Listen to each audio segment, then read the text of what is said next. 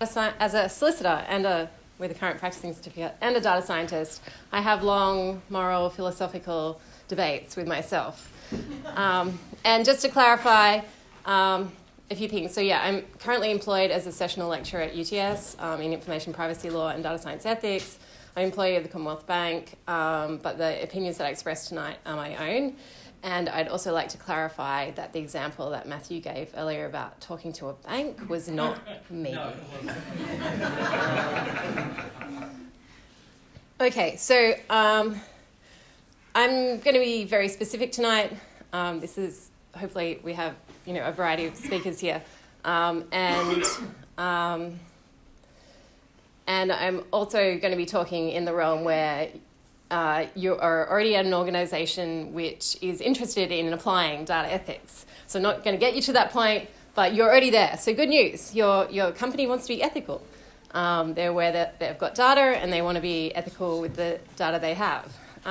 You may even have a statement of ethical principles. That's great. You may have even all signed that statement of ethical principles. Even better. So now what? Well, as was kind of mentioned earlier, ethics are not applied, ethics are produced. So I'm going to introduce two tools tonight, or project or product methodologies that you can actually be done. So it's more than just a framework that you pick up at the beginning and end of a project. These are tangible artifacts that are produced during a project that both demonstrate your commitment to ethics and the extent to which they have been given effect in your product, service, or design. So the first one is an extension of an existing methodology, the use of personas or archetypes. And here we're looking at introducing into the characteristics that you ascribe your personas or artifacts, particular data ethics kind of values or characteristics. So I'm not sure if you're aware, but companies that do use personas or archetypes in their product design, depending to the extent that they're implementing them, it will be based on customer segmentation. So each of the archetypes kind of represents part of their customer base, but you can be a little bit more, if you're at a point where you don't have that kind of research, you can draw them out partly based on hypotheses, but also partly by placing them at different points on the continuum of values that you want to imbue these personas with. So here we have, starting from the left, Carmen Sandiego. She's highly secretive. She doesn't have much of a social network. And one of her vulnerabilities is that she's frequently abroad. Then we have Carrie Bradshaw. She is an oversharer. She has high social relations, no necessary nuclear family of her own, and her vulnerabilities are she's indiscreet and consumeristic. Then we have Ferris Bueller. So his privacy values are kind of context-driven, and he has lots of social relations, including family, and his vulnerabilities are he's highly influential. He's under 18 and he should be in school. Finally, we have Marge Simpson. She's discreet. She has a family. She's in a close-knit town. And some of her vulnerabilities are the influence that she has over her children and that she's on a budget. Can you tell me what's wrong with these archetypes that I have up here right now? First thing that comes to mind. Yep. They're pretending. Yeah, they're pretending. Yeah, good one. I didn't want to accidentally bring anything from either of my workplaces. So these are hypothetical archetypes. The other thing is these are not culturally and linguistically diverse. The vulnerabilities are not particularly intense. So depending on some of the agencies that you work for and kind of clients in government agencies that you have, this is really a light treatment of the kind of vulnerabilities that your customers can have. So that's the first one. You'll kind of see how it gets laid with the second one in a moment. So first about the feature. So I'm working for a hypothetical TV streaming service just to play out these archetypes. I'm going to implement, I've been told to implement a share my viewing list feature. That's going to give subscribers that opt into it a lower subscription fee. They're going to sign in with their social network of choice, and then they're going to share their viewing lists with friends. I'm going to use that to create some richer demographic micro categories and some influencer metrics, which I will then exchange back to the sign-on social network that they will sell to marketers or for use by marketers. So that's what I've been told to do. Now I'm going to apply my second tool, which is has the intimidating title of a data morality matrix. But when I use it in practice, so as not to scare off stakeholders, I just call it a data agents and flows kind of map. This one is high level. I recommend that when you're doing it in detail, you do it for every single data item, but it's basically mapping kind of the content of a data item against the different agents that it's passing through. This is not actually reaching any moral conclusions in this form, but it spurs debate and it really teases out the kind of detail of what you're dealing with. So starting in the top left-hand corner, really those top 3 rows can be grouped together, and this is the viewing event of the customer.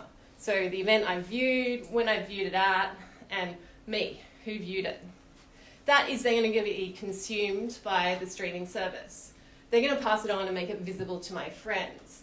They're going to run a model over it, a categorization model that's going to make these micro categories. So for example, for Marge and Carrie Bradshaw, they're going to probably be people who are interested in buying strapless dresses and spend money on female fashion items. And then I'm probably also going to plug those micro categories, I'm going to plug that information about that person and whether my friends have picked up their viewing habits into an influencer model.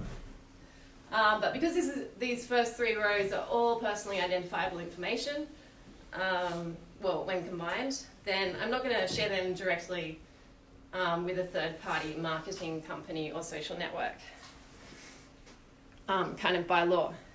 Just on the categorization model for a moment, there are specific, because I know there were quite a few computer science people in the room, there are very specific tests that can be applied to inputs and outputs of machine learning models in order to gauge the extent to which protected classes of information, so race, gender, ethnicity, are at play in your model, because even if you withhold them, there still may be proxies for it in your data.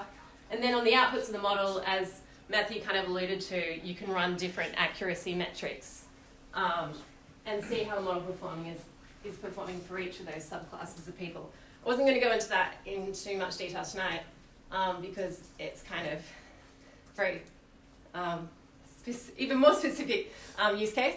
So I'll jump back to the matrix. So what we see is this category info was produced by the categorization model. I'm not necessarily sharing that with the customer.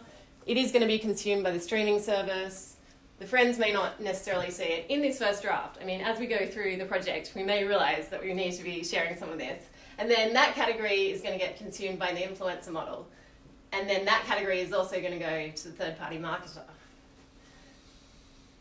Over here on the influencer rating, we're not really sharing that with any of our customers at the moment. It'll be visible to the streaming service. They know who to promote new content, for example, more heavily to.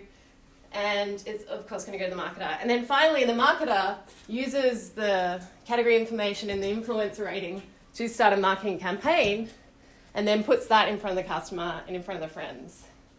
And these grey lines I've kind of put down the bottom here is maybe you want some feedback loops on how they were acting when they received that marketing campaign to plug back into each of your models to make even more categories about these people. So this is just quite, it's abstract, it's a little bit high level, but mapping out these flows, you have to be across it. I mean, this is approaching, being across all your data flows and data processes is GDPR compliant. I'm not going to pretend that this in its current state is GDPR compliant, but this is the kind of detail that you need to get into. And then you go through this process of saying, okay, so by each of the use cases, what happens when we play that out with each of the personas? So what have we got first? Okay. So Carmen Sandiego is not really going to benefit from this feature. She's not going to be able to log in with a social network, so she won't use it and she won't get the discount. And even if she did, I mean, her time of viewing could like reveal her time zone and whoop, game's up, Carmen. Next we have Carrie Bradshaw. So she belongs to a social network, she'll probably use this feature and she'll benefit from the discount. But she's going to get even more highly targeted marketing, and that is, that's going to exacerbate her excessive consumption patterns. Ferris Bueller, he probably would benefit from the offered discount. I mean, does he need a discount? He's highly affluent. Parents really pay for it anyway. The current design, his super influencer status, he probably wouldn't get any extra reward for that. And then some of the impacts on his vulnerability is that as a contextual sharer, he may only want to share some of his viewing. Is our feature going to support that or product? And then his time of viewing could indicate truancy, which is a big issue for him. Finally, Marge. So yeah, she's got a bit of a social network. Somehow she's friends with Carrie Bradshaw, and might discover content that way. But there's some really big impacts for her. So Carrie's content will appear in her planner. Say her login is the default login for this streaming service in the home. The kids come home, they turn it on, and kind of the featured content at the top is from Carrie Bradshaw's viewing habits. And being on a budget, by receiving targeted marketing that's super targeted to Marge, then it could end up placing her in financial hardship. So this is how just like applying two things, so a feature that maybe some of you were or not interested in, but by applying these two things of personas and a matrix, we can really start to tease out the enormous amount of detail that is in ethical considerations of data projects. So to summarize, part of the benefits of these data ethics artifacts are they're tangible, they're not an abstract statement of principles or framework. They're accessible. They can really be produced by anyone in the project. You don't need a data ethicist hanging around interpreting the statement of ethical principles at each turn in your project, though you may wish to do that. They're lovely people. These artifacts are also quite relatable. They permeate the thinking of people in the project and develop cachet to the point being that they have high talkability. They're the personification of ethical considerations, and they really encourage or spur discussion. And they're continuous. At any change in feature design, you reiterate that through the personas, you reiterate it through the data flows, and you see what comes out the other end. Finally, a few things to watch out for, or some advice that I would offer. Really, at any point in that morality matrix, you have to ask the question, can the customer info that they've provided be deleted and or ported back to them at any time? That's what the GDPR is asking us, the standard we have to reach for it.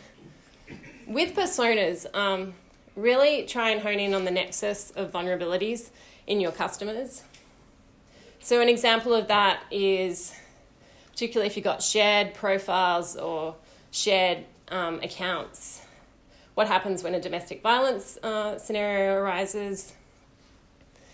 Also, be careful of assumptions that you make about the granularity of information you're collecting.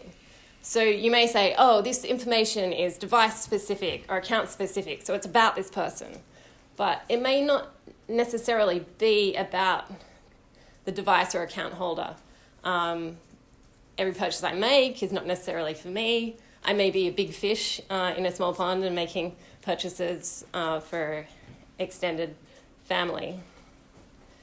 And then finally, information linkage, not in the narrow definition of machine learning, information linkage between your test and training set, but just generally information leakage of receiving unsolicited information or unsolicited collection of data about others owing to the closeness of them or the proximity of them to your actual customer. So it could be through, generally it's through familial kind of leaking, anything genetic, but also geographic information can cause you to be collecting information about people other than your primary customer. And that's my very practical guide.